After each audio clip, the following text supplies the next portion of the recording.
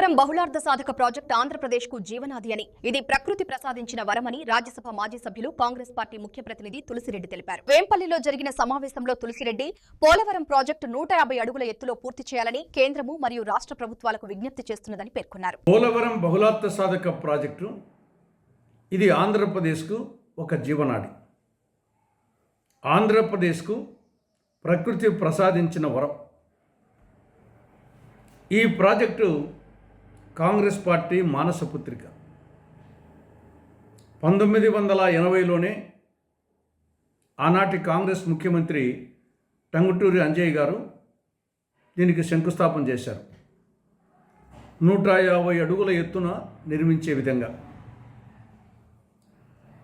దాని తర్వాత 2004లో జూలైలో రాజశేఖర రెడ్డి గారు ముఖ్యమంత్రిగా ఉన్నప్పుడు కాంగ్రెస్ ప్రభుత్వం ఉమ్మడి ఆంధ్రప్రదేశ్లో దీనికి అడ్మినిస్ట్రేటివ్ శాంక్షన్ ఇవ్వడం జరిగింది. రాజశేఖర రెడ్డి గారి పీరియడ్లో 2300 కోట్ల రూపాయలు, తర్వాత వచ్చినటువంటి కాంగ్రెస్ ముఖ్యమంత్రులు రోషయ్య గారు, కిరణ్ కుమార్ రెడ్డి గారు పాలనా కాలంలో 2836 కోట్లు, వెరసి కాంగ్రెస్ పాలనలో 5136 కోట్ల రూపాయలు పోలవరం ప్రాజెక్టు మీద ఖర్చు చేయడం జరిగింది. మొత్తం వర్క్లో 32% పూర్తయింది కాంగ్రెస్ హయాంలోనే. కుడి కాలువకు సంబంధించి 80% పూర్తయింది. ఎడమ కాలువకు సంబంధించి 45% పూర్తయింది. ఈ యొక్క అనుమతులకు సంబంధించి 90% అనుమతులు కాంగ్రెస్ పాలనలోనే రావడం జరిగింది. దీనిని జలయజ్ఞంలో చేర్చడం జరిగింది. రాష్ట్ర విభజన సందర్భంగా కాంగ్రెస్ ప్రభుత్వం దీనిని ఆంధ్రప్రదేశ్ విభజన చట్టంలో చేర్చి సెక్షన్ 90 కింద జాతీయ ప్రాజెక్టుగా ప్రకటించడం జరిగింది.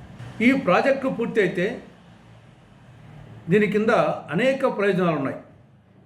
ఒకటేమో సాగునీటికి సంబంధించి కొత్త ఆయకట్టు 7,20,000 ఎకరాలు, స్థిరీకరణ 10,13,000 ఎకరాలు, త్రాగునీరు 540 గ్రామాలలో 28,50,000 మందికి త్రాగునీరు, విశాఖపట్నం నగరానికి త్రాగునీరు, విశాఖ ఉక్కు కర్మాగారానికి పారిశ్రామిక నీరు అందించడం, అతి చౌకగా 960 మెగావాట్ల జల విద్యుత్ ఉత్పత్తి, గోదావరి కృష్ణా నదుల అనుసంధానం, 80 టీఎంసీల గోదావరి జలాలను కృష్ణా డెల్టాకు మళ్లించడం, జల రవాణా. ఇన్ని ప్రయోజనాలు ఉన్నాయి కాబట్టే ఇది జాతీయ ప్రాజెక్టుగా ప్రకటించడం జరిగింది. కానీ ఈ యొక్క లక్ష్యాలన్నీ నెరవేరాలంటే 150 అడుగుల ఎత్తును నిర్మిస్తేనే ఈ లక్ష్యాలు నెరవేరుతాయి. కాంగ్రెస్ పార్టీ అధికారంలోకి వచ్చి ఉంటే ఈ ప్రాజెక్ట్ ఎప్పుడో పూర్తయింది. 2016కే పూర్తయింది. ఈ ఫలాలన్నీ దక్కింది.